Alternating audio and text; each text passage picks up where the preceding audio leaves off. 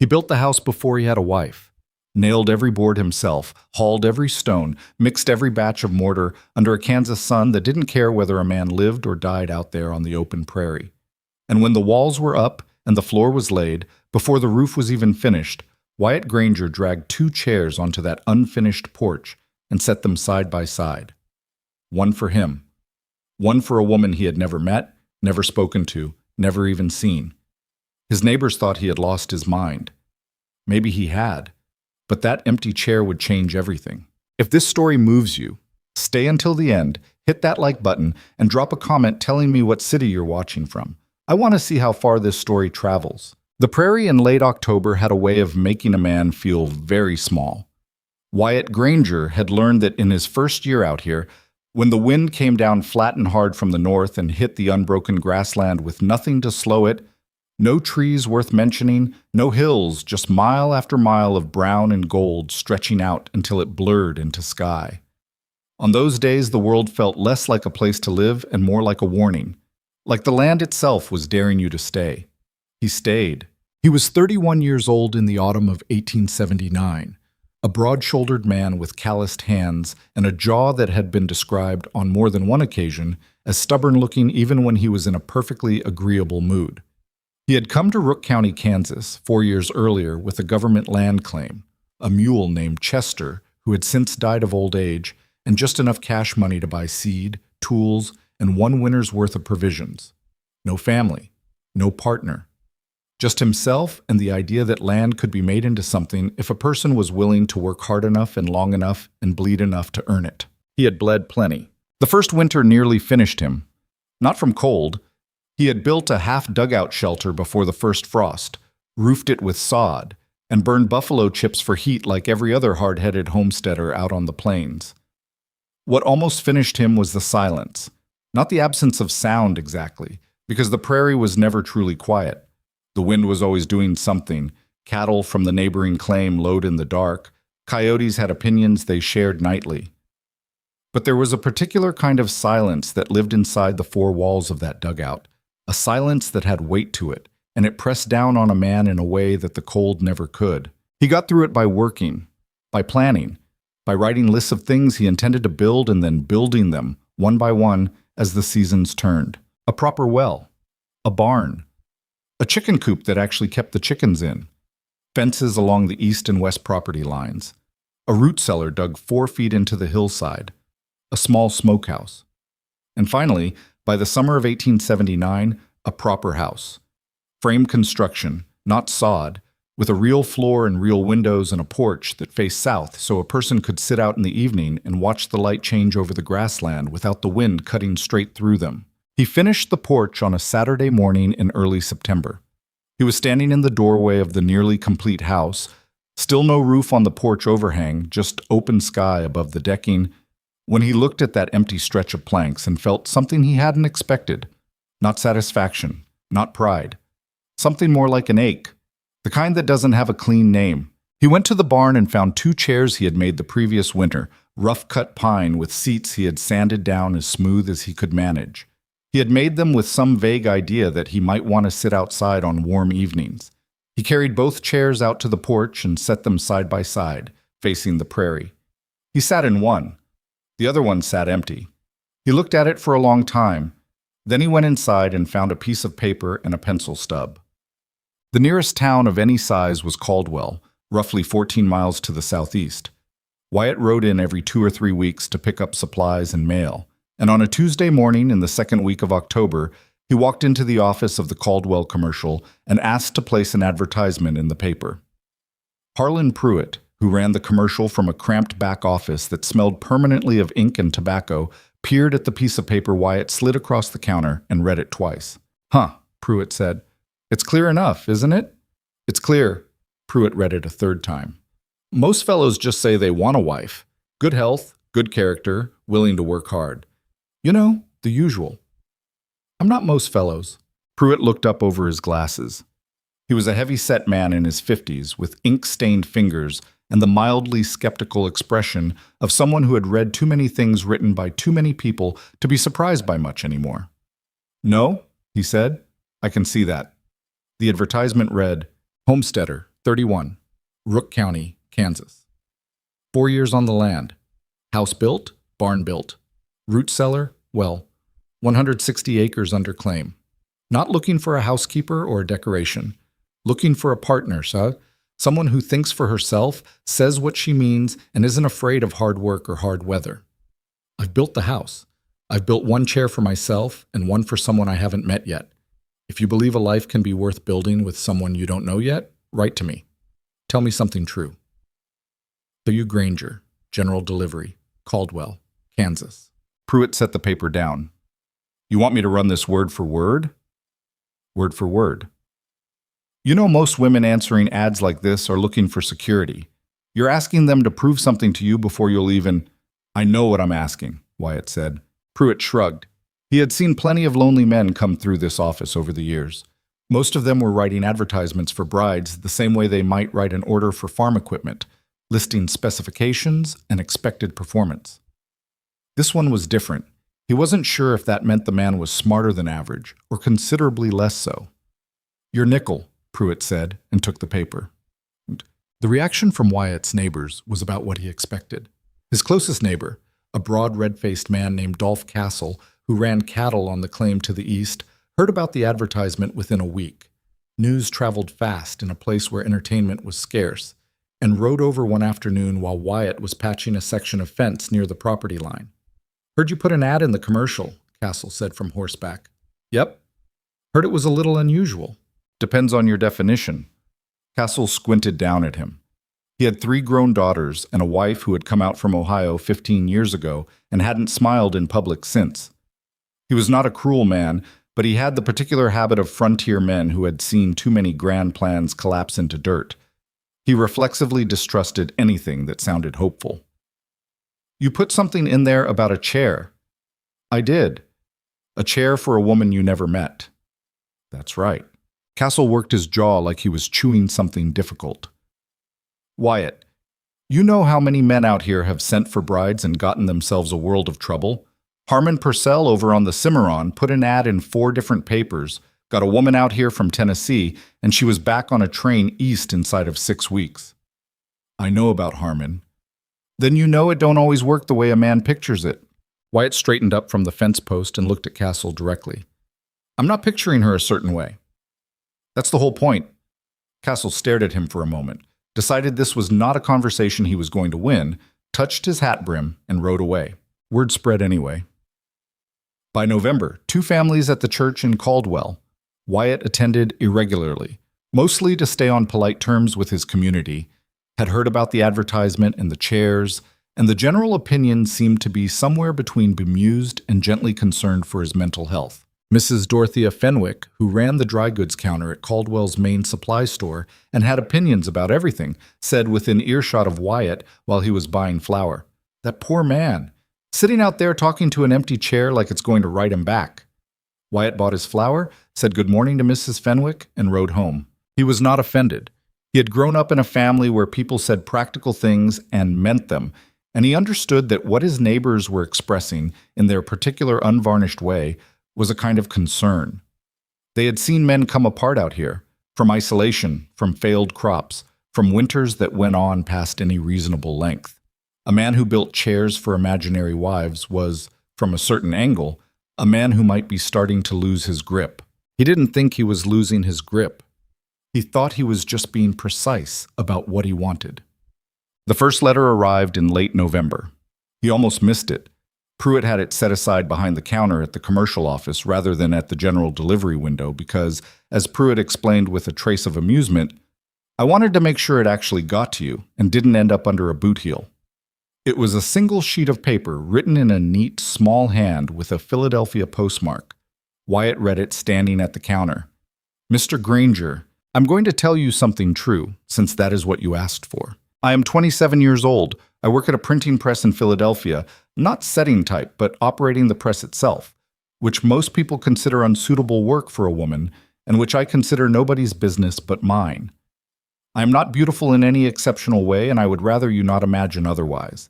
I am not fragile, and I am not romantic in the way that word usually gets applied to women of my age. I have read your advertisement 3 times, and the reason I am writing is not the chair, although the chair was the thing that made me read it a third time.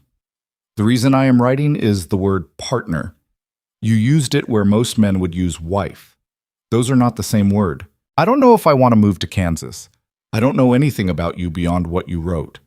But I think there might be something worth knowing, and I am honest enough to tell you I'm curious. My name is Vivian Mercer.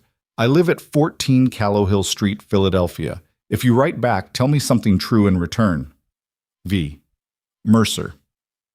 Wyatt read it twice more. Then he folded it carefully, put it in his coat pocket, thanked Pruitt, and rode home in a cold wind that he barely noticed. But He wrote back that same evening, at the kitchen table, by the light of an oil lamp. He was not a naturally expressive man. He had always found writing harder than working with his hands. The words felt clumsy to him in a way that a hammer or a fence post never did. But he had read her letter again, and he understood something about the way she wrote. She had stripped everything decorative away, left only the essential things, and expected the same in return. That he could do. Miss Mercer, something true. I have been out here 4 years, and the hardest part of it has not been the weather or the work or the years when the crops failed. The hardest part is that there is nobody to think alongside. I can do this alone. I've proved that. But I'm not sure what the point of proving it is. Something else true. I am not a patient man by nature. I have been patient about this because I decided it mattered enough to be patient about. That is different from actually being patient. The chair is still there. I am not writing to you because of sentiment. I am writing because your letter was the first piece of mail I've received in 4 years that required me to think before I answered it. W. Granger. He mailed it the next week when he went to Caldwell for supplies. Then he went home and did not think about it obsessively, which was what he told himself, and did think about it nearly constantly, which was the truth. Her second letter came 3 weeks later. This one was longer. She told him about Philadelphia in a way that made him feel the weight of the city, the noise, the press of people, the particular exhaustion of living somewhere that never went quiet. She described her work at the printing press with a kind of straightforward pride that he recognized, because it was the same feeling he had about his fences and his well. She told him about her father, a quiet man who had operated a small typesetting shop until his hands had started to tremble too badly to set type, and about her mother who had died when Vivian was 19, and about the particular way a city could make you feel invisible even when you were standing in the middle of a crowd. I keep thinking about your description of the silence, she wrote. You said it had weight to it. I know what you mean, but for me the noise is the same thing. It presses down in the same way. I think what you and I are both describing is loneliness. The location doesn't change the weight of it. He read that line 4 or 5 times. He wrote back within a week, faster than he usually managed, because he had things he wanted to say before they slipped away from him. Through November and December and into the new year, the letters went back and forth with a regularity that Pruitt at the commercial began to note with visible amusement. Your correspondence seems to be thriving, Pruitt said in January, handing over a letter with a Philadelphia postmark. Much obliged, Wyatt said, and left before Pruitt could say anything else. He had told nobody about the letters.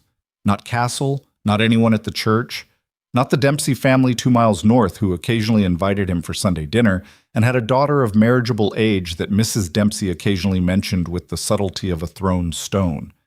He kept it to himself not from secrecy exactly, but because it felt like something that could be easily damaged by other people's opinions, and he was not ready to let that happen. What he and Vivian were building in those letters was not romance.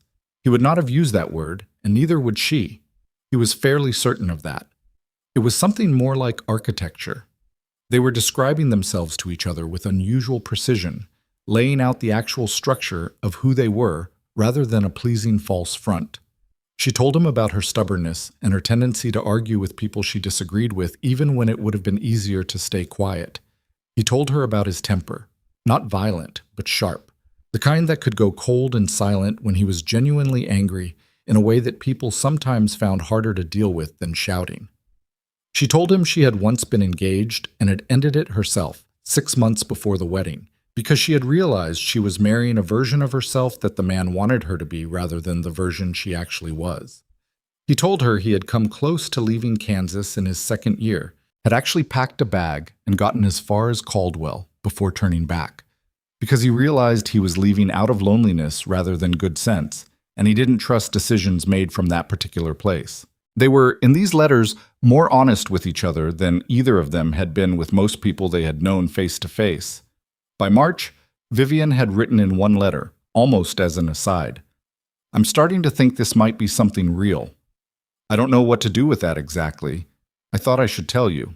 He had read that sentence while sitting at his kitchen table in a late winter that had been particularly grinding, with a cracked rib from a fence-building accident that hadn't healed right, and a stretch of weeks where the wind had blown cold and mean without stopping, and he had felt something shift inside his chest that had nothing to do with the rib. He wrote back, "I think it is something real. I thought you should know I'm not writing to anyone else." She wrote back, "Neither am I." Spring came late that year and came grudgingly, the way Kansas spring sometimes did, not arriving so much as gradually pushing winter out by sheer persistence. By April, the grass was coming back pale and determined, and Wyatt was putting in the year's wheat under skies that couldn't make up their mind between rain and sun. He was also, for the first time in 4 years on this land, thinking about the house differently. Not as a structure he lived in, but as a place where someone else might also live. He noticed things he hadn't noticed before.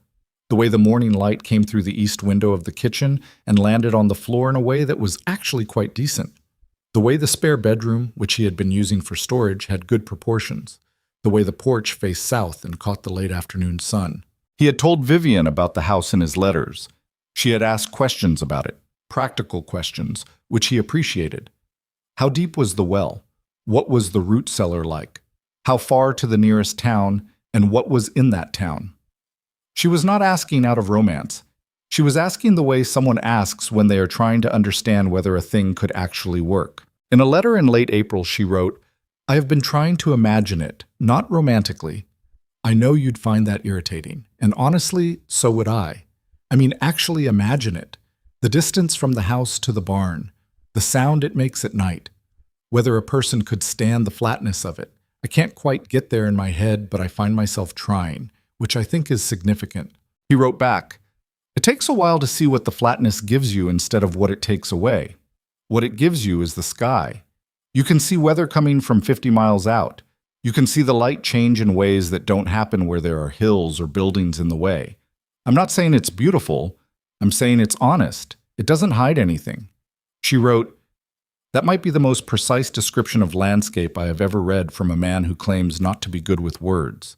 He read that, and alone at his kitchen table, with no one to see him, smiled. It was in June, a dry summer beginning to bake the ground, that Vivian wrote the letter that changed the tenor of everything. She had been moving towards something in the previous several letters. He could feel it the way you feel weather on the horizon before you can name what it is. And in this letter, she finally said it directly. "I think I want to come. I think I want to take what we've been building in these letters and find out if it holds up in the actual world. I know that's terrifying. It's terrifying to me too. I don't believe in doing things because they're safe, and I don't believe in waiting until all the uncertainty is gone before making a decision, because the uncertainty never goes all the way. But I wanted to tell you before I decided anything, because it affects you as much as it affects me." He put the letter down on the table and looked at the wall of his kitchen for a long time. Then he picked it up and read it again, slowly. He wrote back the next morning before he went out to tend the cattle. "Come. Not because I'm telling you to, and not because you should feel obligated to whatever you think we've built here. Come because you want to find out if it's real. I want to find out too. The chair is still where I put it." He mailed it on his next trip to Caldwell. He came home, went back to work, and tried very hard not to count the days. The summer had begun to tip toward August when the letter arrived. He recognized her handwriting on the envelope from 20 feet away, from the angle he was crossing the street toward the general delivery window. He had gotten good at recognizing it. He took the letter, put it in his pocket, made himself get back on his horse, and ride the 2 miles out of town before he opened it. He stopped under the only decent tree along that stretch of road, a cottonwood that leaned east from years of northwest wind, and opened the envelope. The letter was short, the shortest she had ever written him. "Wyatt, my father had a stroke 4 days ago. He is alive but cannot walk without help, cannot manage the business alone. I cannot leave him. I don't know what to do. I don't know what this means for us. I don't know if there is an us without me coming west.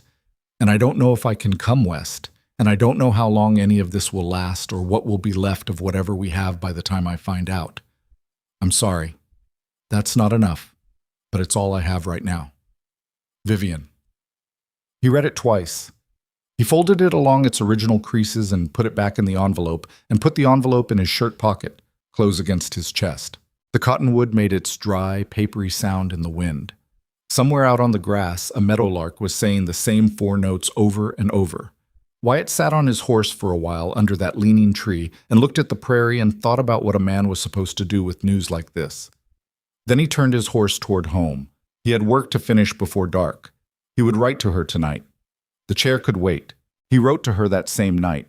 Not the letter he wanted to write, which would have been long and probably said too much, but the letter she needed, which was shorter and said the things that actually mattered. Vivian, don't apologize. You did nothing wrong and you have nothing to be sorry for. Your father is sick and you're staying. That's not a failing. That's who you are, and it's part of why I've been writing to you for 8 months. I'm not going anywhere. The chair isn't going anywhere either. Take the time you need. I'll be here. Wyatt. He sealed it and left it on the table to mail in the morning, then went to bed and lay awake for 2 hours staring at the ceiling. He was not going to pretend, even to himself, that the news hadn't landed hard. He was 31 years old, and he had been patient about a great many things in his life. And patience was something he had developed out of necessity rather than temperament. His natural inclination was to move toward a thing once he had decided he wanted it. Standing still went against the grain of him in a way that was almost physical, like trying to hold a door shut against wind. But he had written what he'd written, and he meant it, and he was going to have to find a way to live inside the waiting without letting it hollow him out. He got up before first light the next morning and went to work. August turned to September. September became October, and the grassland went back to its autumn colors, brown and pale gold, the same as the year before and the year before that. Wyatt put up the wheat he'd grown, repaired the south fence line that a late summer storm had knocked crooked in 2 places, and started cutting and stacking wood for winter with the focused, slightly grim energy of a man who is keeping himself busy on purpose. Vivian's letters still came, though less frequently now. She was exhausted. That came through in every paragraph, in the compressed quality of her sentences, in the way she sometimes started a thought and then abandoned it mid-page as though she had simply run out of fuel. Her father, Edmund Mercer, had survived the stroke but was left with a dragging left foot and a hand that shook when he tried to use it, and the typesetting shop he had run for 20 years was now her responsibility. She had never run a business before. She was learning as she went. I made 3 mistakes this week that cost us money we don't have, she wrote in a letter that arrived in late September. I miscalculated a job estimate and undercharged a customer by almost half. I should have checked the numbers twice, and I didn't because I was tired, and tired is not an excuse. I'm getting better at this, but getting better is a slow and expensive process. He wrote back, everyone who ever learned to do anything hard made expensive mistakes while learning. The question is whether you quit or you keep going. From what I know of you, the answer is obvious. She wrote back, that might be the most practical compliment anyone has ever given me. I'm choosing to take it as one. He was glad she couldn't see him smile.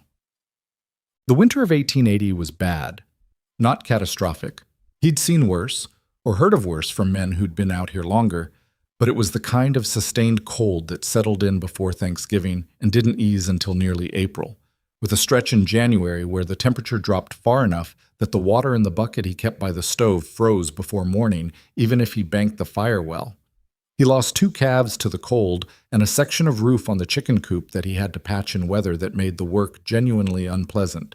He also lost the better part of 3 days to what he first told himself was a cold, and what turned out to be a fever that put him flat on his back when he could least afford to be flat on his back. Castle's wife, a practical woman named Marta, who had apparently decided that no man should die of stubbornness within her reach, came over after Castle noticed no smoke from Wyatt's chimney for half a day and brought soup and the kind of brusque, impersonal care that he was grateful for precisely because it didn't require him to be gracious about it. You need somebody in this house, Marta Castle said flatly, setting a pot on the stove. She was a square-built German woman with gray-streaked hair and the permanently weathered expression of someone who had been practical about hard things for a very long time. "Man living alone gets sick out here. He can die before anyone notices." "I noticed," Wyatt said from under the blankets. "You couldn't get up." "I was going to get up." Marta gave him the look she probably gave her children when they said something she found unconvincing. "There was a woman, wasn't there? I heard from Dolph you had some correspondence going." Wyatt looked at the ceiling. "She's not coming?" "She's coming," he said. "It's just taking longer than expected." Marta was quiet for a moment, stirring the soup. "How much longer?" "I don't know." She didn't say anything to that. She left the soup and came back the next day to check on him, and the day after that, and didn't mention Vivian again. He appreciated that too. He did not tell Vivian about the fever. He told himself this was because she had enough to worry about, which was true, but there was also a part of him that didn't want her to picture him laid low. It was a vanity he recognized and didn't particularly respect in himself, but there it was. What he did tell her, in a letter he wrote in February while the cold pressed hard against the walls of the house and the wind made sounds in the eaves that he had stopped finding unsettling only after the first 2 years, was something he hadn't planned to say. "I want to be honest with you about something. This waiting is harder than I expected it to be. Not because I'm angry about it, or because I blame you. I don't, not for a second. But I want you to know that I'm not just sitting here undisturbed, going about my business, perfectly content to let the years go by. I'm not built that way, and you'd see through it if I pretended otherwise. What I'm doing is choosing to wait, which is different from waiting easily. I wanted you to know the difference." He almost didn't send it. Reread it twice, decided it was too much, set it aside, came back to it 2 days later and decided it was exactly right. Sent it. Her reply came 3 weeks later. "Wyatt, thank you for telling me that. I've been worried that you were too patient, that I was allowing myself the comfort of believing you'd wait forever, because it was easier than facing what I might be asking of you. Knowing it costs you something makes it feel more real, more honest. I don't want you to pretend to be better than you are. I've been working very hard not to pretend to be better than I am. My father is improving slowly." He walked to the kitchen table under his own power yesterday for the first time since the stroke. He cried when he sat down. I turned away so he wouldn't see me. He read that last sentence and sat with it for a long time. Spring came again. Then summer. Then another autumn, the grass going gold for the second time since her father's stroke. More than a year had passed. The community of Wyatt's neighborhood had developed a collective opinion about his situation, and that opinion had traveled through the usual channels.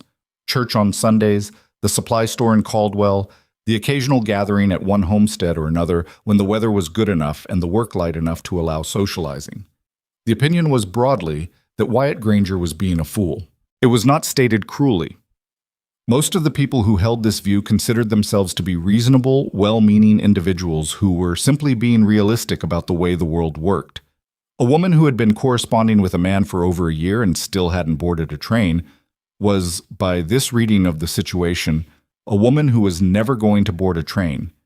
Either she had found reasons to stay that had nothing to do with her father, or she had changed her mind and lacked the nerve to say so, or, and this version circulated particularly freely, the whole correspondence had been somewhat one-sided in its seriousness from the start. Wyatt heard versions of this opinion from several directions. "I don't mean anything by it," said Tom Dempsey, who ran the neighboring claim to the north and had the decency to say it to Wyatt's face rather than behind his back. They were mending a shared fence line on a cool October morning, both of them working in jackets, the sky the washed-out blue it got in autumn. "But Margaret and I were talking, and we both think, it's been a long time, Wyatt. There are women closer to hand, women who've been here, who know what this life is." Wyatt drove a staple into the fence post with 3 measured strikes of the hammer. "I appreciate that, Tom. The Calloway girl in Caldwell, I know who she is.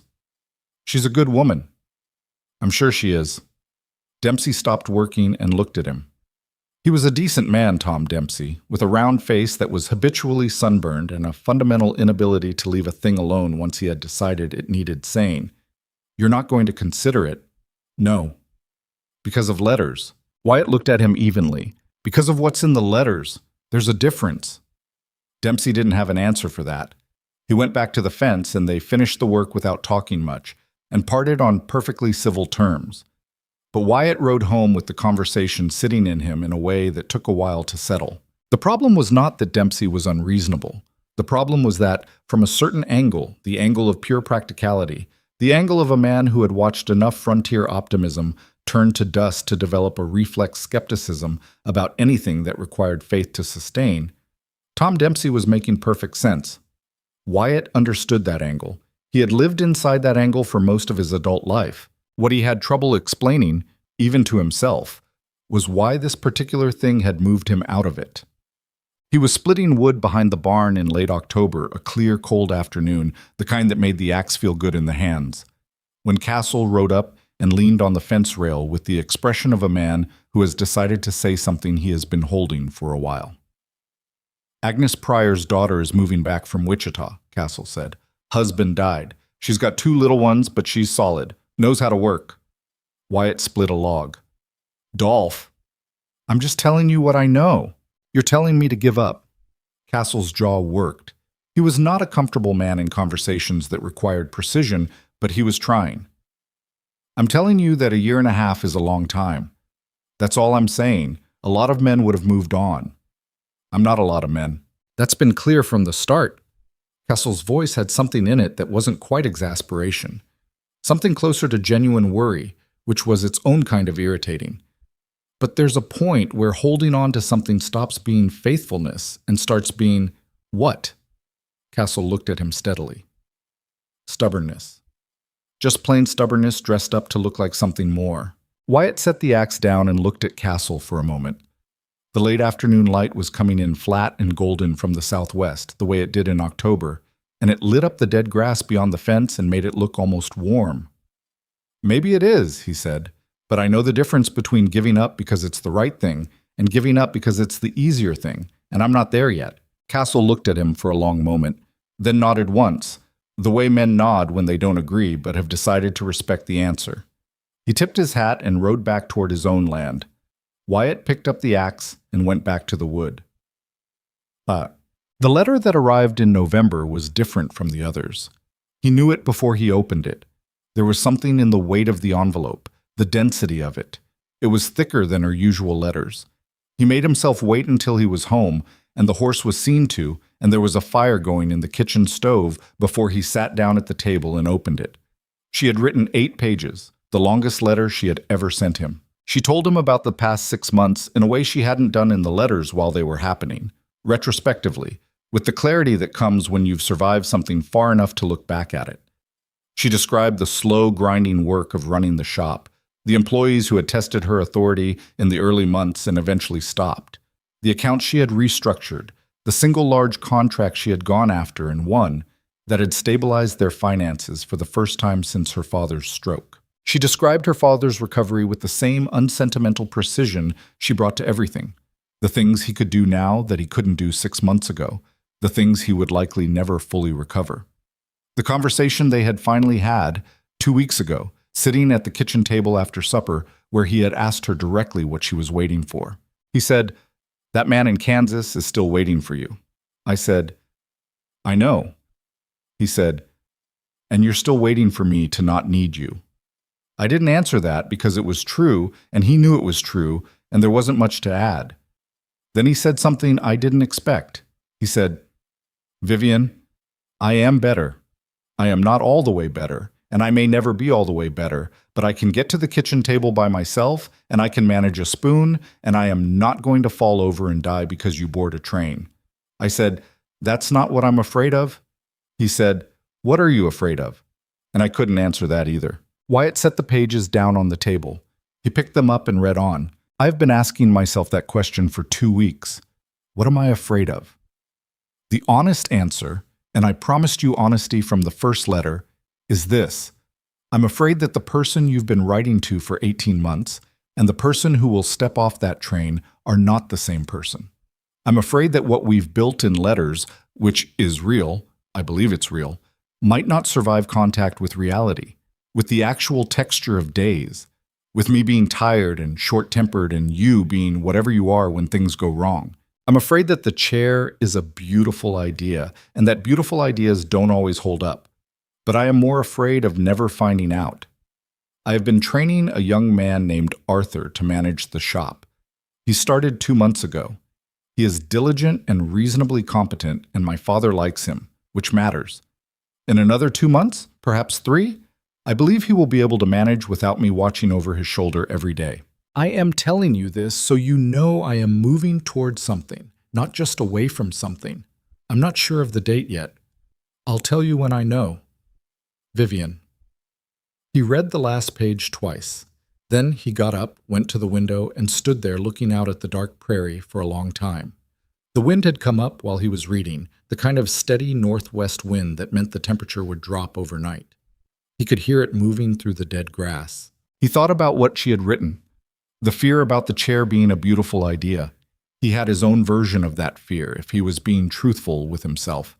Not fear that she wouldn't be what he hoped, but fear that the life he was offering wasn't enough. That what looked like honest simplicity from a distance might just look like hardship up close. That the prairie, which he had come to understand and even love in his grim, reluctant way, might only look like loneliness to someone who hadn't chosen it yet.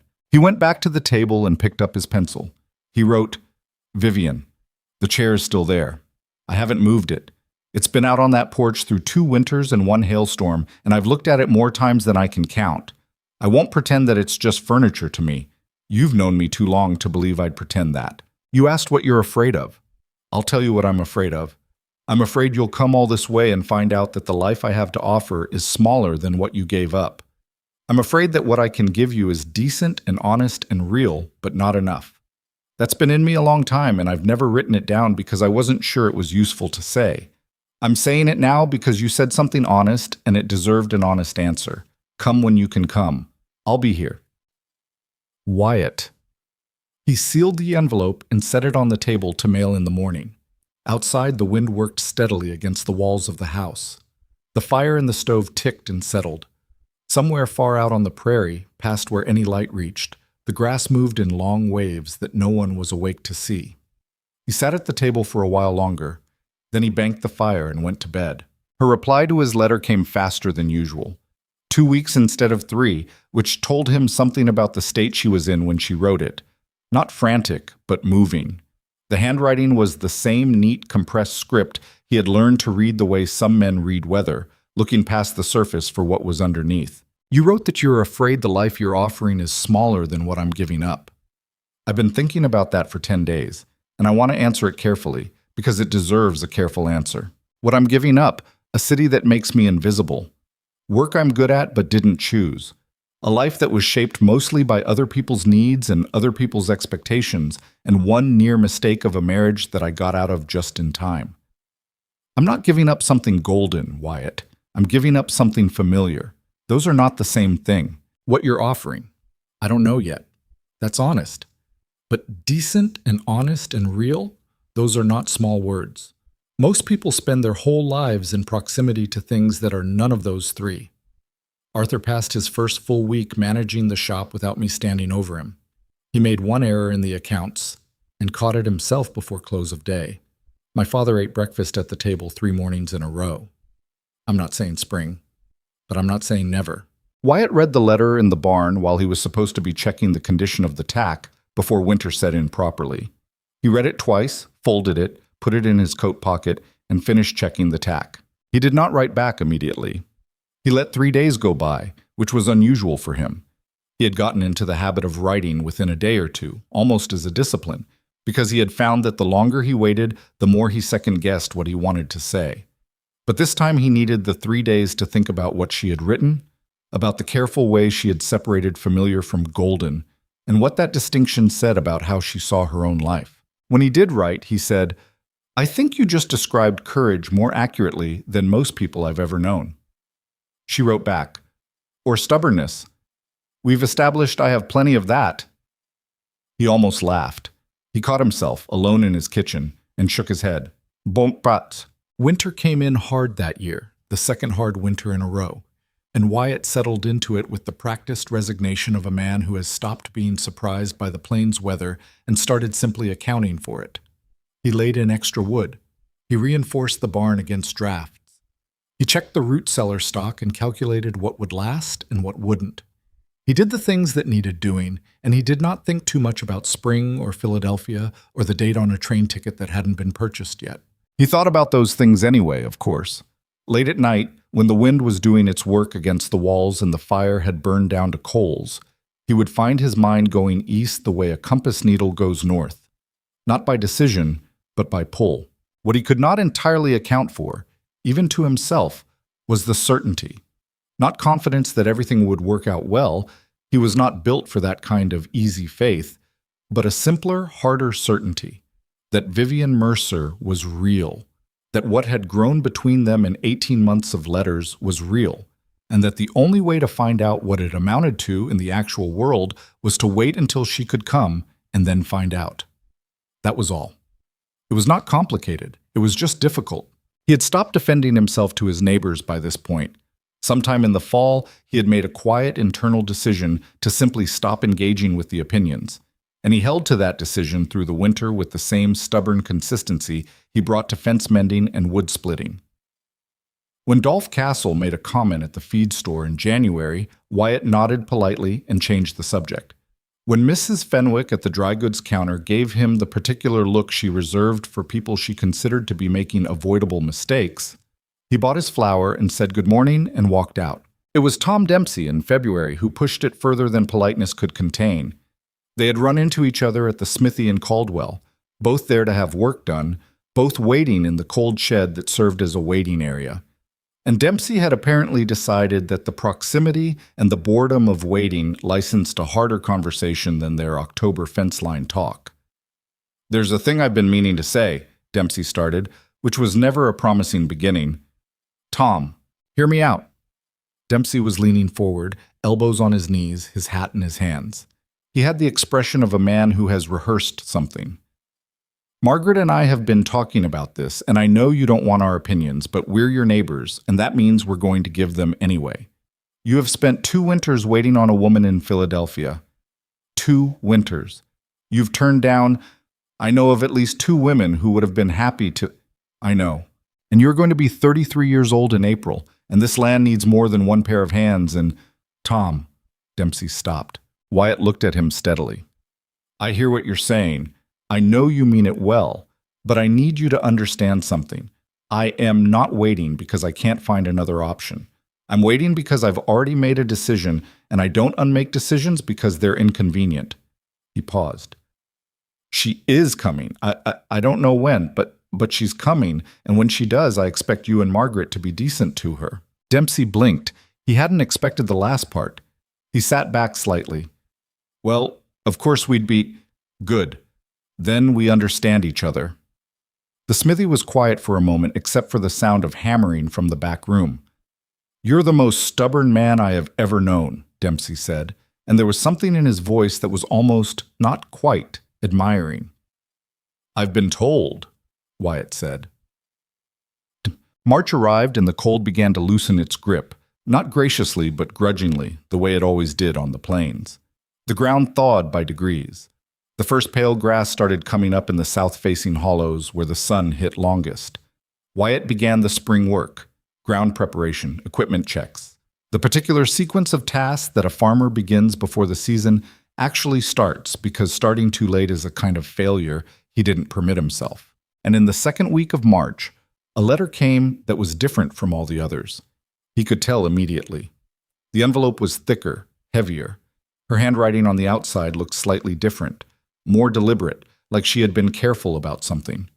He opened it at the kitchen table, still in his coat, having just come in from the barn. "Wyatt, Arthur has been managing the shop alone for 6 weeks. There have been 3 problems. He solved 2 of them correctly, and the third one he came to me about, which is the right instinct. Knowing when you're in over your head is a skill, not a weakness. My father has reviewed the accounts twice now and says the books are sound. He doesn't say things like that lightly. I had the conversation with my father that I have been putting off for months. I told him I had a train ticket to purchase and a life to go find out about. He said, 'It's about time.' Those were his exact words. 'It's about time.' I don't know whether to be relieved or slightly irritated that he didn't put up more of a fight. The earliest I can be ready is the last week of April. The train from Philadelphia to Kansas City runs on Tuesdays and Fridays. I'm looking at the Friday departure, the 25th of April. I'm not asking your permission. I'm telling you what I intend to do. If there's a reason it shouldn't be that date, write to me immediately. If there isn't, I'll see you in early May. Vivian. He sat at the table without moving for probably 3 full minutes. The kitchen was cold. He hadn't stoked the fire yet. And outside the window, the March wind was doing its usual indifferent work across the empty prairie. He read the letter a second time. Then he got up, built the fire, put water on for coffee, and sat back down at the table with a piece of paper. He wrote, "No reason it shouldn't be that date. I'll be at the Caldwell station." He stared at those 2 sentences for a moment. Then he added, "The chair is still there. It always was." He sealed it and set it by the door to mail in the morning, and then he sat by the fire while the water heated and looked at nothing in particular for a long time. He did not tell anyone immediately. He held it for a week, going about his work, and the knowledge sat inside him like something with weight to it. Not quite comfortable, not quite uncomfortable, just present. Real in a way that the letters had always been real, but different, because now there was a date attached to it. He told Marta Castle first. Not Dolph, Marta. He rode over on a Sunday afternoon and found her in the kitchen and said simply, "She's coming in May. I thought you should know." Marta looked at him for a moment. Then she said, "I'll make sure there's food in the house the week before she arrives." "You don't need to." "I know I don't need to." She turned back to whatever she was working on. "Come back in April and I'll tell you what to stock." He said thank you, and she waved it off with one hand without turning around. He told Dempsey the following week at the feed store. Dempsey stood there for a second with the expression of a man who has been proven wrong about something and is deciding how to handle it. Then he stuck out his hand. "Well, all right then." Wyatt shook it. "Margaret will want to meet her," Dempsey added. "I figured." He told Pruitt at this commercial because Pruitt had been handling their correspondence for over a year and seemed to feel a proprietary interest in how the story came out. Pruitt leaned back in his chair and said, "Huh, I'll be damned," which was about as close to a sentimental response as Pruitt was capable of. He did not tell Mrs. Fenwick, but he understood she would know within 48 hours of him telling anyone, so he considered it covered. April was the longest month he had ever lived through. He had work to do. There was always work. The spring planting, the fence inspection after winter, a section of the barn floor that needed relaying. And he did the work, but the days had a stretched quality to them that he couldn't will away. He slept poorly. Not anxiously. He was not an anxious man by disposition. But his mind had a way of running at night that it didn't during daylight, turning over things he couldn't do anything about at 2 a.m. What was she like in person? Not what she was like in letters. He knew that version of her as well as he'd ever known anyone. But the actual texture of her, the sound of her voice, the way she moved through a room, whether the things he had come to think of as central to her, the directness, the unsentimental humor, the way she said difficult things without making them dramatic, whether those were the same in the flesh or whether they were a version that only existed on paper. He thought about what she had written months ago. "I'm afraid that the person you've been writing to and the person who will step off that train are not the same person." He had the same fear. He had just never said it quite that plainly. On the 20th of April, a final letter arrived from Philadelphia. "I leave Friday. By the time you read this, I will already be on the train or close to it. I'm not nervous." That's a lie. I'm quite nervous. But it's the kind of nervous that comes from doing something real rather than the kind that comes from making a mistake. I know the difference. I packed 2 trunks, which is more than I expected and less than my father thought I'd need. I've been trying to think clearly about what I'm walking toward, and I keep getting stuck on something you wrote in your very first letter. Tell me something true. I've been trying to tell you true things for a year and a half. I think that's more than most people manage in a lifetime of conversation. I'll see you soon. Vivian. He read it standing at the general delivery window, and Pruitt was watching him with undisguised curiosity from behind the counter, and Wyatt didn't much care.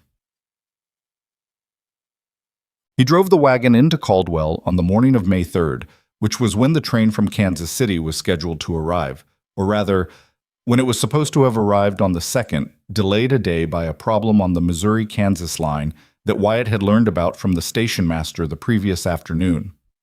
He had made the 14-mile trip twice now, the day before and today, and the second trip had a different quality to it. He left the ranch before first light, not because he needed to, the train wasn't until mid-morning, but because lying in the dark was worse than moving.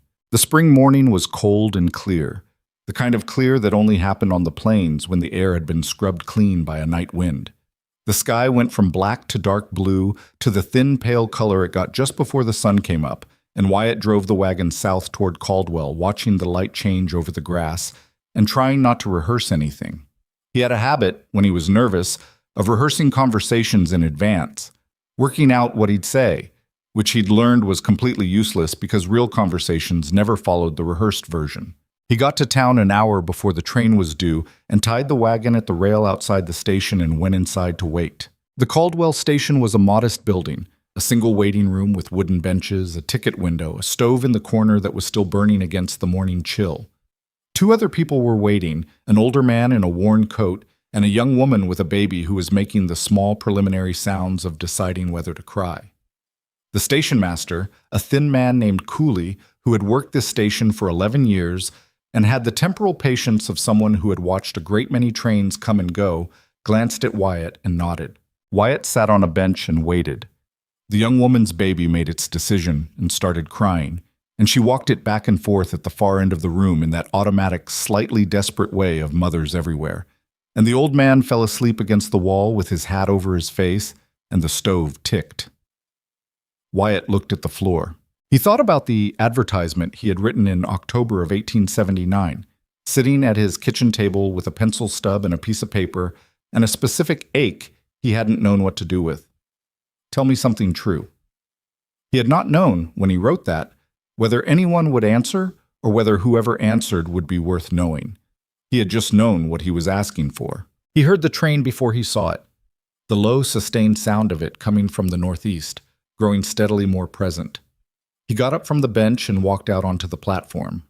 The morning had warmed slightly. The sky was a clean, uncomplicated blue. The platform was empty except for him and Cooley, who came out with his clipboard and stood at the far end. The train came in with a great deal of noise and steam and gradual deceleration, the way trains did, and slid to a stop with a final lurch and hiss. The doors opened.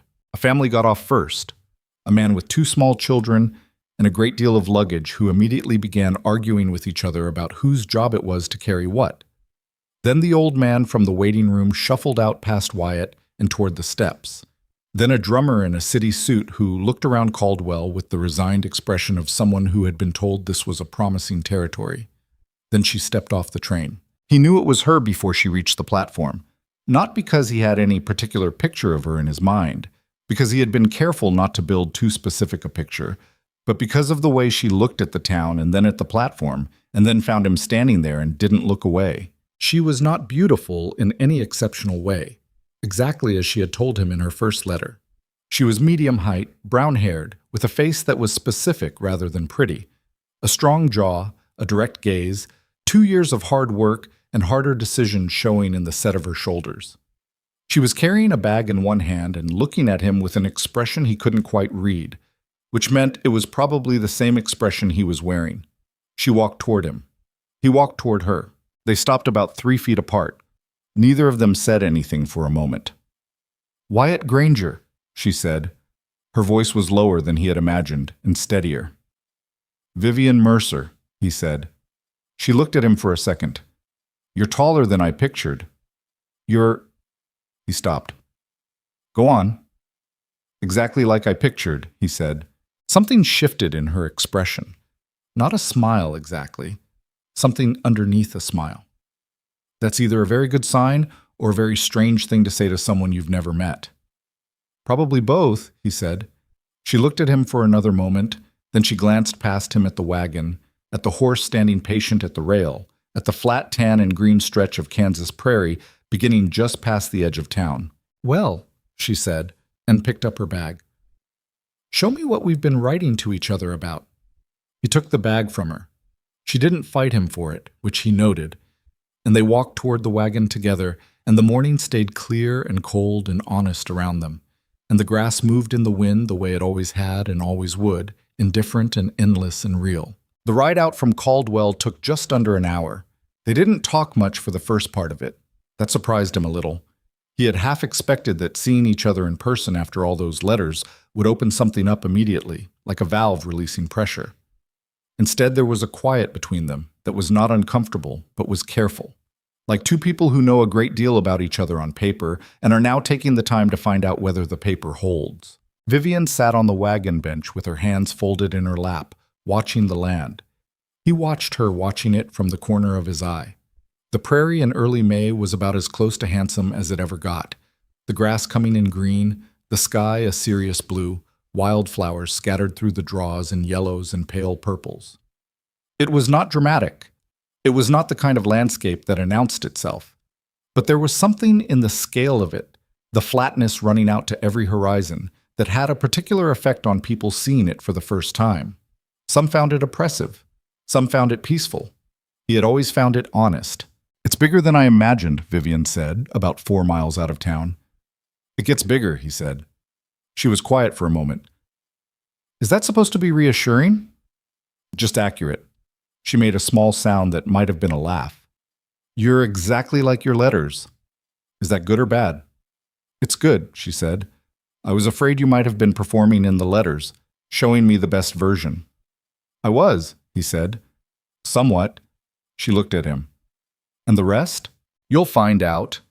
She held his gaze for a second, then turned back to the prairie. "Fair enough." When the ranch came into view, the house first, then the barn behind it, then the smaller structures, she sat up slightly, and he noticed. He didn't say anything. He let her look. It was not an impressive sight by any objective measure. The house was frame construction, decent-sized for one man, with a porch facing south that he had built with some care. The barn was solid and practical. The fences ran in straight lines to the east and west. The whole thing sat on the open grass without any trees of consequence nearby, exposed to the sky from every direction. He pulled the wagon up to the front of the house and set the brake. She sat there for a moment without getting down, looking at the porch. He saw her see the chairs, both of them, still there, side by side, exactly where he had put them. She was quiet for long enough that he started to wonder what was happening inside her head. Then she climbed down from the wagon without waiting for his help. He had already started to figure out that she was not a woman who waited for help she didn't need, and walked up the 2 steps onto the porch and stood in front of the chairs and looked at them. He came up behind her and stopped. "You actually left it there," she said.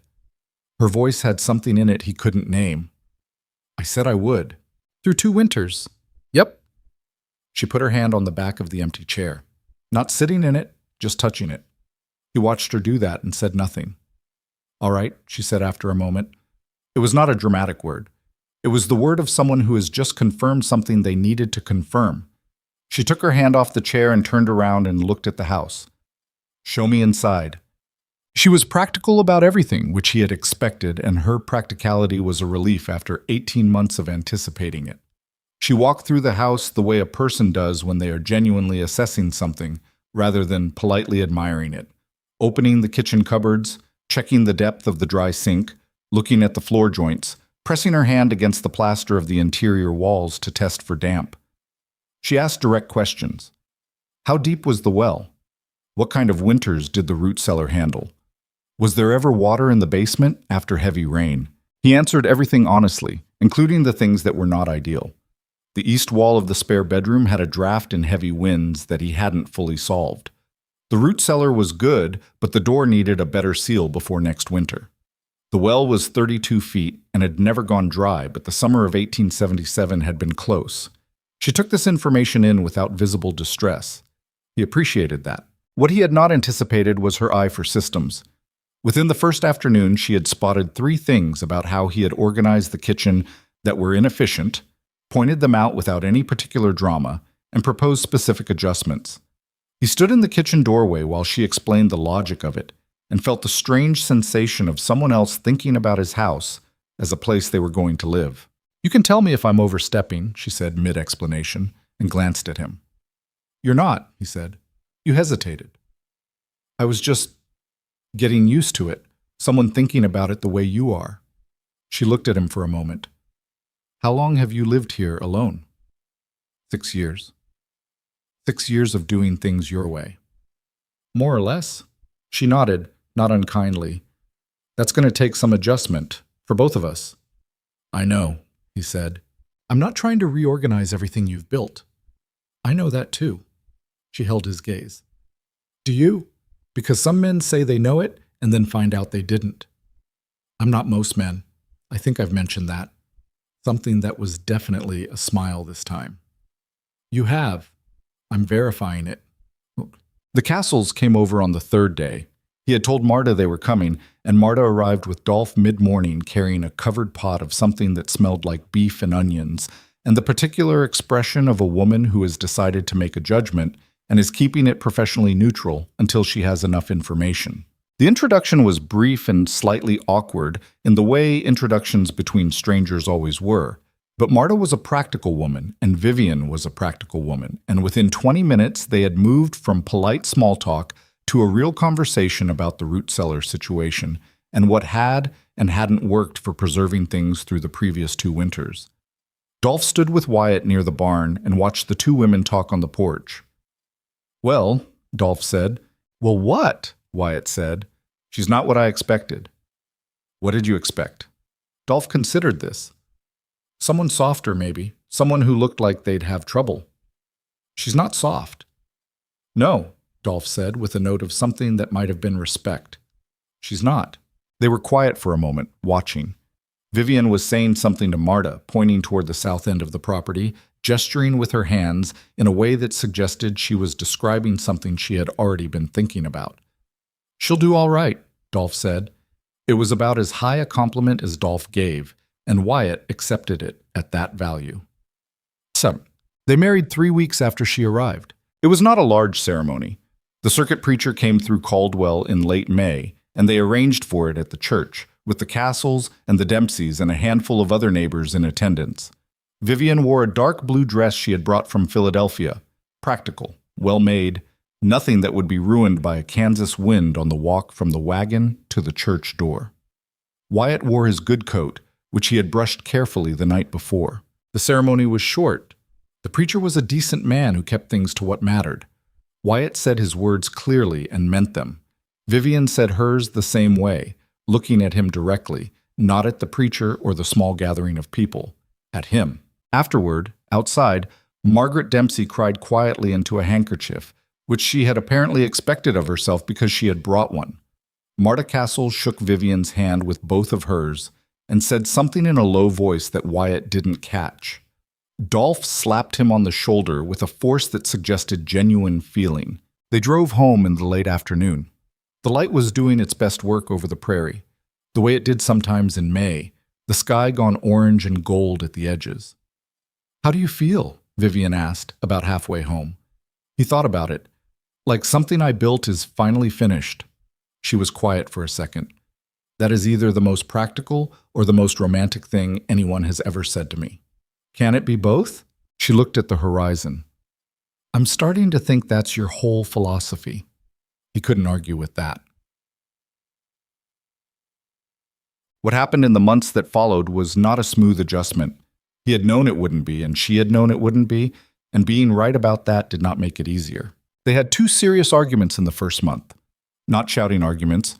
Wyatt's anger ran cold and silent, which she found more difficult than shouting would have been, and she told him so directly, which he found useful even though it was uncomfortable to hear.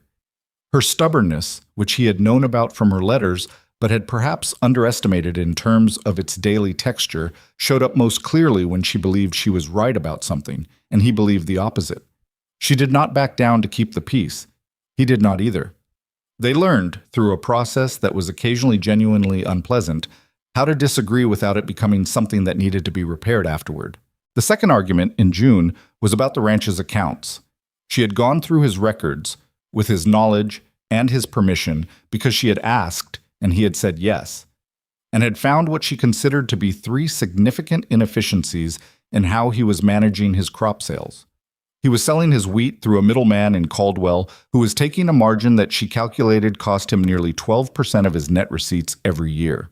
12%, she said, at the kitchen table, with the ledger open between them. Every year. Do you understand what 12% compounds to over 10 years? I've been using Hadley for 4 years, Wyatt said. I know, that's why I'm saying something. Hadley's reliable.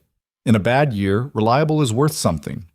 In a good year, 12% is also worth something. He looked at the numbers. She had laid them out clearly. She had a typesetter's precision with columns and figures. The numbers were correct. He knew they were correct. What he was resistant to was not the math. This is my operation, he said, and heard immediately how it sounded. She heard it too. She put her pencil down carefully. I know it is. I'm not saying you just said my operation. He stopped. She looked at him without heat, which was in some ways worse than anger. I'm not trying to take your operation from you, Wyatt. I'm trying to make it better. That's what I came here to do. That's what we talked about in letters for a year and a half. Partner. Remember? He looked at the ledger. He looked at the numbers. He thought about the word he had put in that advertisement in October of 1879, the word that had made her write to him in the first place. I'll talk to Hadley, he said. You don't have to do it my way. No, you're right. I'll talk to him. She held his gaze for a moment. Something settled between them. Not comfort exactly, but a kind of mutual recognition that this was what it was going to be, working things out at a kitchen table, neither of them perfect, both of them trying. Thank you, she said. Don't thank me when I'm being stubborn about it. I'm thanking you for stopping being stubborn about it. That's different. By the second summer, she had changed 3 things about how the ranch operated, all of them improvements that he would not have arrived at on his own. She renegotiated the wheat contract as promised, and the 12% margin became 4. She established a direct relationship with a dry goods merchant in Wichita that cut their supply costs for certain staples. And she started keeping a second set of accounts, a forward-looking ledger, she called it, that tracked not just what they had spent and earned, but what they were likely to spend and earn, which gave them a way to make decisions about investment and risk that he had previously been making mostly by instinct. He had been making those decisions by instinct for 6 years, and he had survived. With the ledger, they began to do more than survive. He learned things too, though his version of learning was less systematic and more stubborn.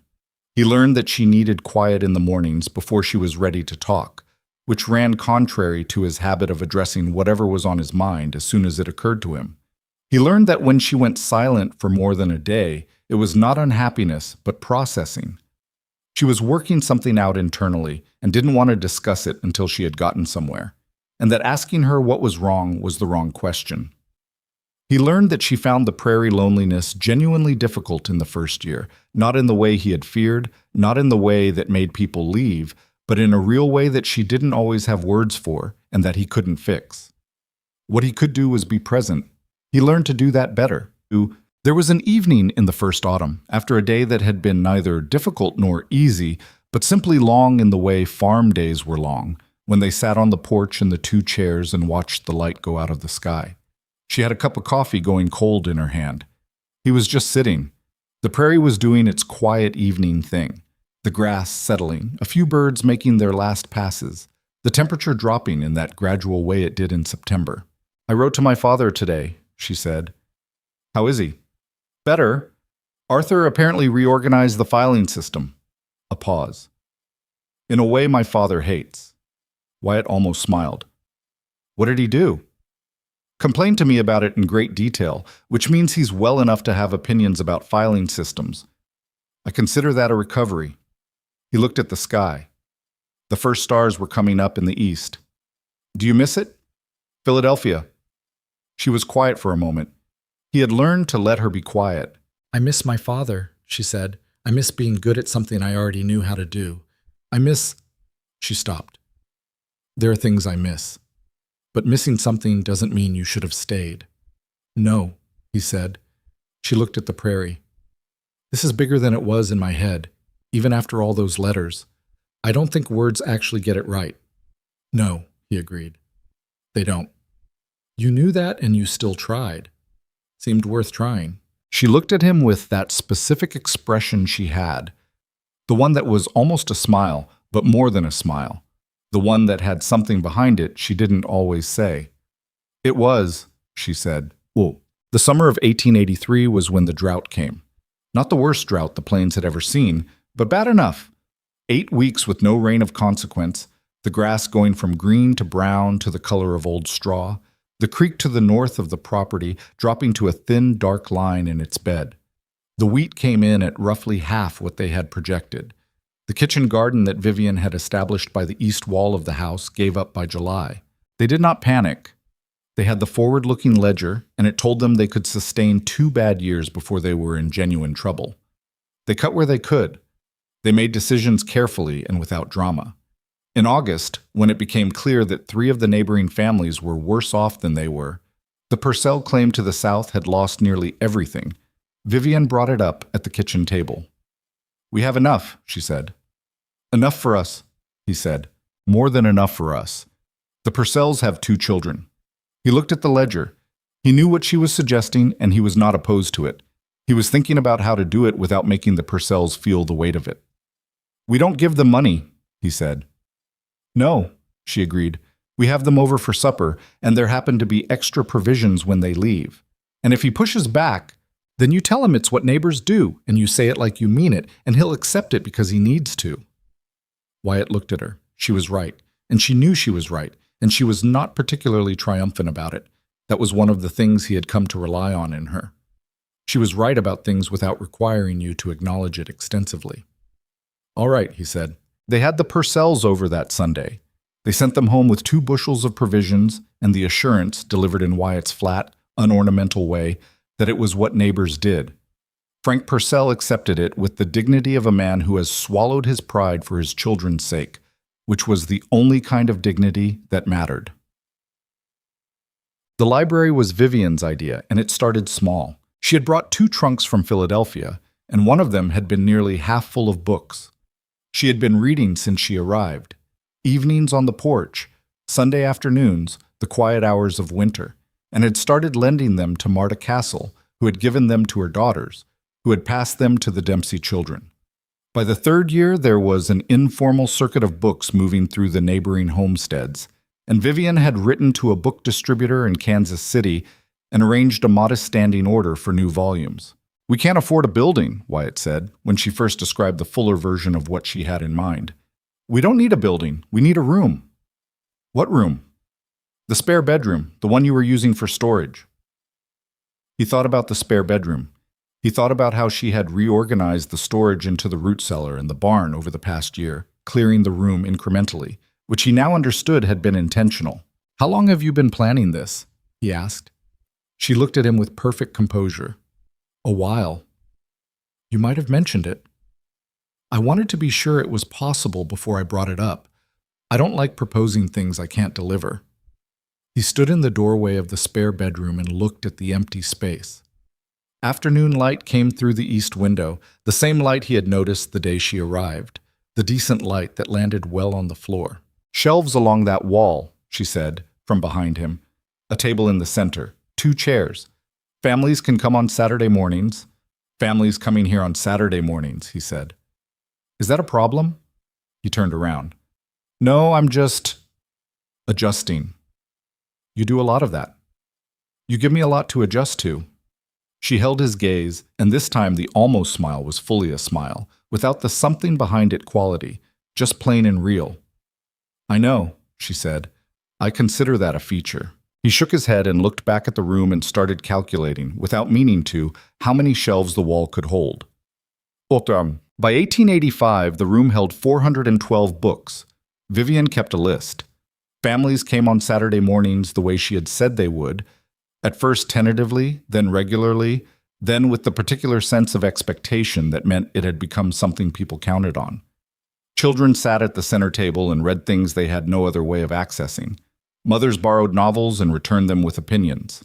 The Dempsey boy, who was 11 and had a sharp, restless mind that didn't have much to work on out on the prairie, worked through 6 books in one winter and wrote Vivian a letter asking if there was any way to get more about engineering, because he had read everything she had on the subject. She wrote back to Kansas City and ordered 4. Wyatt, who had not grown up as a reader and had not become one in any serious way, even after 400 books lived in his spare bedroom, watched all of this from a slight distance and understood, more clearly than he could have articulated, that what Vivian had built in that room was something the land could not provide on its own, something that reached past the flat horizon and brought the wider world in.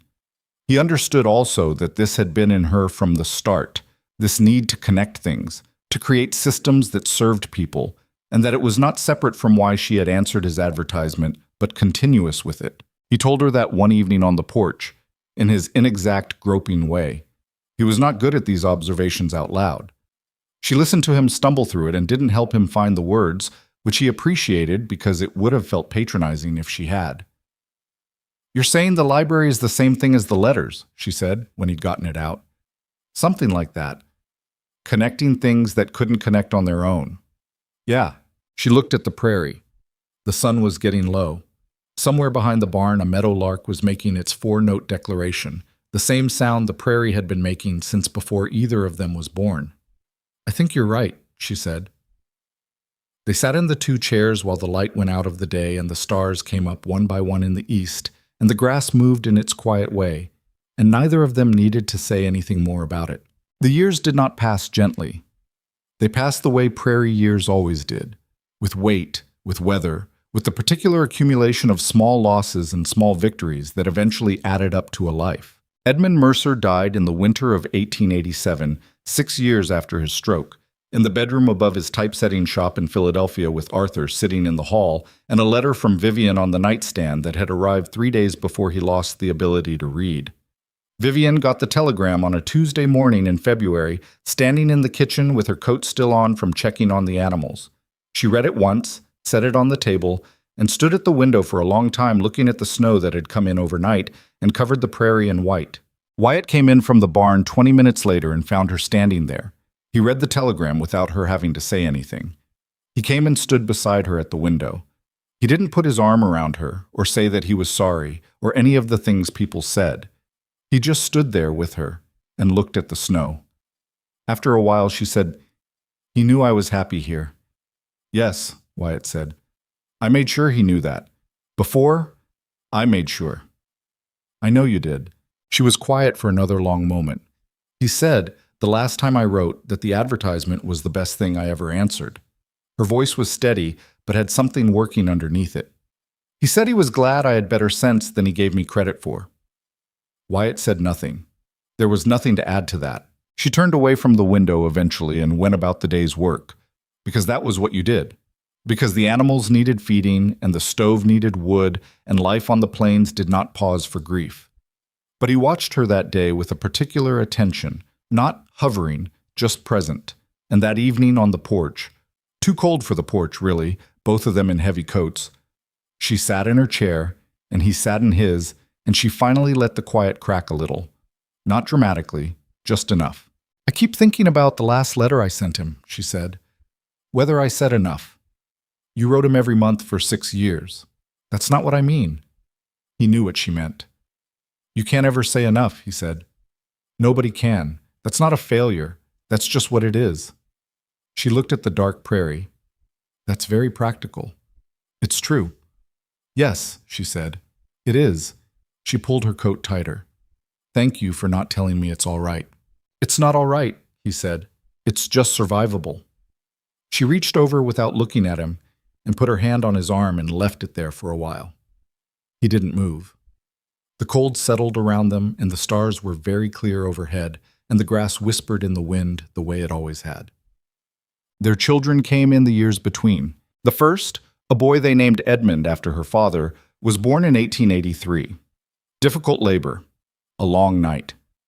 Marta Castle there because Marta had decided years ago that she was going to be useful at this ranch, whether anyone asked her to be or not. He was a serious child who had his mother's precision and his father's jaw, and who by the age of 7 was reading everything in the library room with an appetite that delighted Vivian and mildly astonished Wyatt, who had never been a reader and found it slightly mysterious that a child of his had become one. The second, a girl named Clara, arrived in 1886 and was the opposite of her brother in nearly every way. Loud, physical, happiest outside. with a quality of pure forward momentum that Vivian recognized and Wyatt found both exhausting and deeply familiar. Clara was the child who wanted to know how the windmill worked, not by reading about it, but by taking it apart, which she did at age 9, and which resulted in a long afternoon of Wyatt and his daughter putting it back together with Vivian, watching from the yard with an expression of carefully controlled amusement. "She gets that from you," Vivian said that evening. "She got the recklessness from somewhere else," Wyatt replied. Vivian did not argue the point. There was a third pregnancy in 1889 that did not reach term. They did not talk about it extensively, not from avoidance, but because some things live below the level of words, and both of them understood that. What he remembered from that time was that she was very quiet for about 2 months afterward, and that he stayed close without making it obvious, and that one night she said, "I'm all right." Not as a performance, but as an actual report, and he believed her, and they moved forward. They were not a demonstrative couple by the standards of people who needed to see feeling performed. What they had was practical and specific and deeply held, and it showed in the texture of ordinary days rather than in declarations. He brought her coffee in the morning before she asked for it because he had learned how she took it and when she needed it. She noticed when his shoulder was bothering him, an old injury from a fence post accident in 1880 that occasionally came back, and said nothing about it but adjusted what she asked him to carry without making it a thing. These were small acts that accumulated over years into something that had more structural integrity than most declarations ever achieved. Edmund grew up and went east to study engineering, which surprised no one who had watched him work through the library. He wrote long letters home. He had inherited his parents' correspondence habits, and came back for harvests when he could. Clara stayed in her fashion. She married the Purcell boy, the same one who had come over with his parents during the drought year of 1883, and they worked a claim 3 miles to the south that Wyatt had helped them establish. She came by often.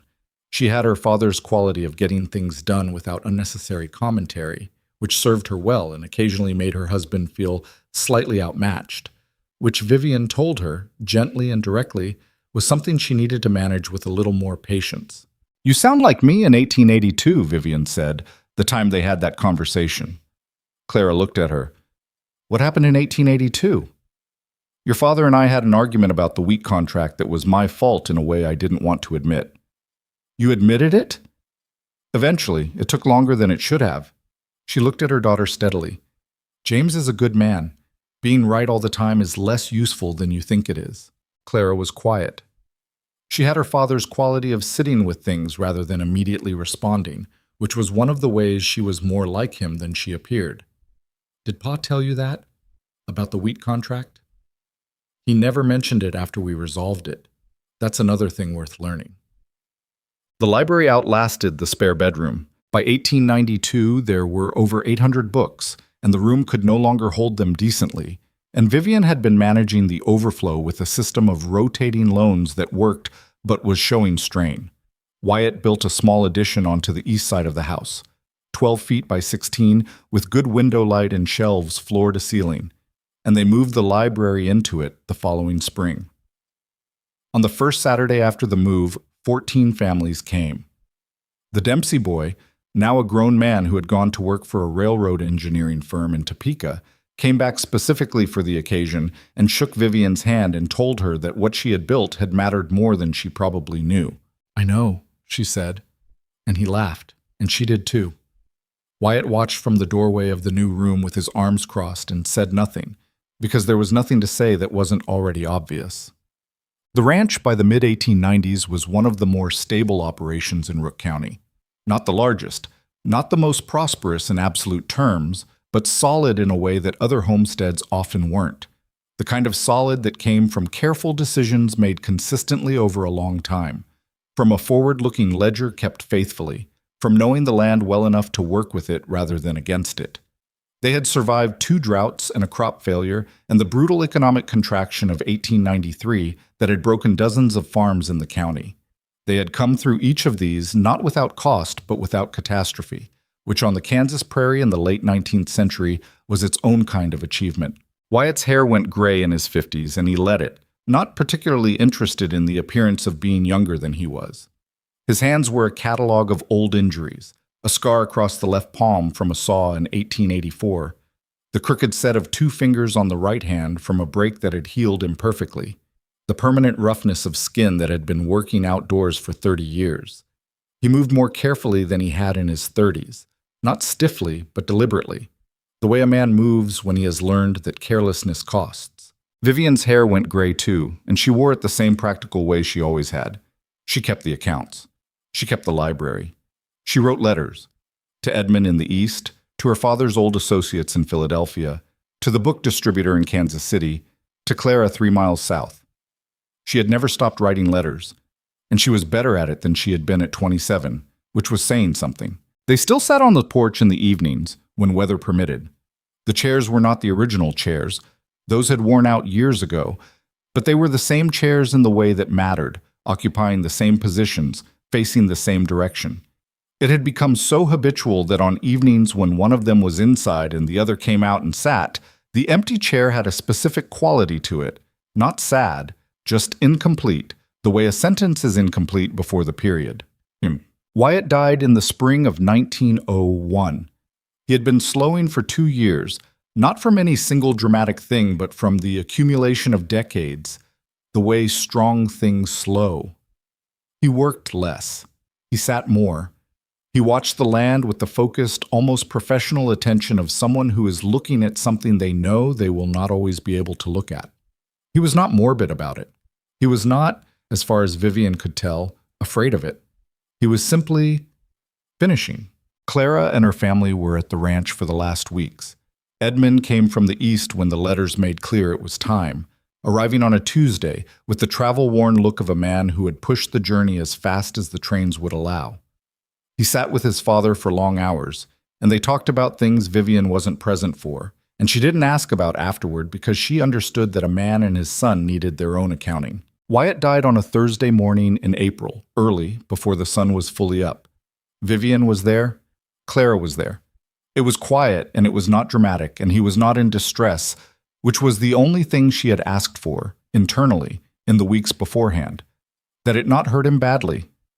It didn't. Edmund, in the kitchen afterward, while the house filled with the particular silence of that kind of morning, put his hands flat on the table and looked at them for a long time. He was 42 years old and looked very much like his father in that moment. Was he happy? He asked. Not a child's question, an engineer's question, wanting the actual honest answer. Vivian was at the stove because she needed something to do with her hands. He was a man who built things, she said. He was happiest when he was building something or when something he'd built was working. She was quiet for a moment. This was his life's work, the land, you and Clara, the library, all of it. So yes, he was happy. Not in a simple way, but yes. Edmund nodded.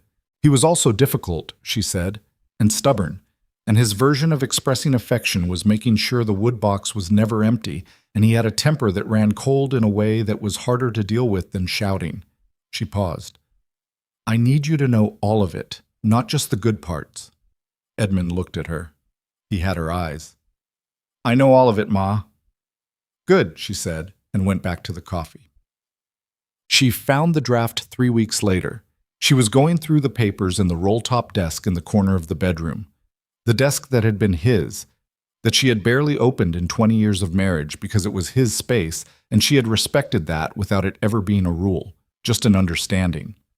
There were the expected things, land documents, correspondence with the county, letters from Edmund over the years, the original claim paperwork from 1875. And at the back of the bottom drawer, folded 4 times and worn at the creases from having been folded and unfolded many times, was a piece of paper she recognized. She knew what it was before she opened it. The weight of it, the age of the paper, the specific size. She had seen enough newspaper advertisement copy in her years working at the printing press to know what she was holding. She unfolded it at the desk, in the morning light that came through the bedroom window, and fell across the wooden surface the same way it had for 20 years. It was the original handwritten draft of the advertisement. His handwriting, the same she had been reading for decades. Direct, slightly cramped, entirely functional. She read the familiar lines. Not looking for a housekeeper or a decoration. Looking for a partner. The line about the second chair. She had read these words 22 years ago standing at a printing press in Philadelphia, and they landed differently now in the way that words do when you have lived inside them long enough to know their full weight. But below the last line of the original text, in ink that was slightly darker, added later, clearly added later, because the paper had been folded at that point and the line was written on the fold, were 7 words she had never seen. She came. She sat in it. I was right. She sat at the desk and looked at those 7 words for a long time. She could not have said exactly when he wrote them. After she arrived, certainly. After she sat in that chair on the first day, she thought about him taking this draft out of the drawer at some point, maybe that first week, maybe later, and adding that line and folding it back up and putting it away and never mentioning it, never using it as a thing to say, just writing it down for himself in the private way he did things, because it was true and he had needed to record it somewhere. She pressed her hand flat against the paper. Outside the window, the prairie was doing what it always did in April, coming back to itself after winter, the grass returning in its patient, unstoppable way, the sky enormous and clear. Somewhere behind the barn, a meadowlark was working through its 4 notes, the same sound the land had been making since before either of them was born, the same sound it would be making long after. She thought about what she would tell Clara when she came over this afternoon.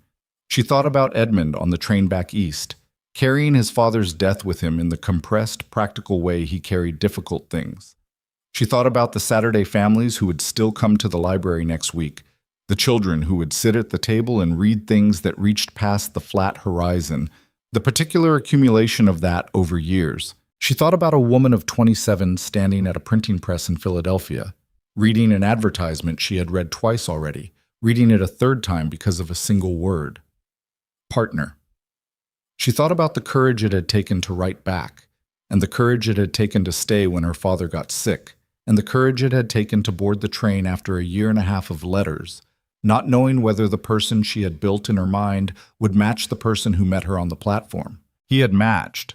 Not perfectly. She had learned a long time ago that perfectly was not the measure of anything worth measuring. He had matched in the ways that mattered. He had been difficult and stubborn and had expressed love through a full woodbox, and he had also been exactly, specifically, irreplaceably himself, which was the only thing she had ever asked anyone to be. She got up from the desk, still holding the paper. She walked through the house, through the kitchen where the coffee she had made that morning was still faintly warm on the stove, through the hallway past the children's old rooms, through the library addition where 800 books sat in their practical rows waiting for the next Saturday morning. She walked out the front door and onto the porch. The 2 chairs were there. They were always there. She sat in hers. The empty chair beside her had the weight of absence in it, the particular fullness that empty things have when they have been occupied for a very long time by someone specific. She did not look at it directly. She looked at the prairie instead, the way they had always looked at it, south and west, the grass moving in long, slow waves under the April wind. The meadowlark was still at it behind the barn. 4 notes, pause, 4 notes. She had been afraid, 22 years ago, that the chair was a beautiful idea that wouldn't survive contact with reality. She understood now that she had been asking the wrong question. The question was never whether the idea would survive reality. The question was whether the reality you built would be worth the idea that started it. She held the folded paper in her lap, Kashin. What Wyatt had known from the beginning, from the moment he dragged 2 chairs onto an unfinished porch and set one of them empty for a woman he had never met. What he had known, and she had slowly learned, and what the years had proved true in the only way things can be proved true, which is by living them, was this. You do not wait for certainty before you build something. You build it. You set the chair out in the weather. You write the letter. You tell the truth about what you are, and what you want, and what you're afraid of, and then you wait, not passively but actively, with both hands working, and you see what comes. Some things don't come. Some chairs stay empty. Some letters go unanswered. Some futures don't arrive. Some plans dissolve in the first hard winter and leave nothing behind. But some things do come. And when they do, you don't say the word lucky, because luck is what you call it when you can't see all the decisions that made it possible. You say, I built something and I waited and I was right to do both. She sat on the porch while the April morning moved through its paces around her, the light shifting, the grass doing its patient work, the sky going about the serious business of being the sky. She was 63 years old. She had gray hair and calloused hands and a mind that still kept accounts and still noticed inefficiencies and still reached for a pencil when something needed to be made precise. She was also, in the specific and unromantic and completely true sense of the word, exactly where she was supposed to be. After a while, she unfolded the paper one more time and read his 7 words. She came. She sat in it. I was right. She folded it back carefully along its old creases.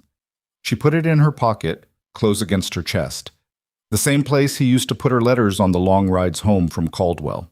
Then she looked out at the prairie, and the prairie looked back, and the meadowlark set its 4 notes into the morning air, and Vivian Granger, who had been Vivian Mercer, who had stood at a printing press in Philadelphia and read an advertisement 3 times and written back a letter that began, "I'm going to tell you something true," sat in her chair and watched the grass move and understood, in the way you only understand things after enough years, that the dream they had built together would outlive them both. It already had.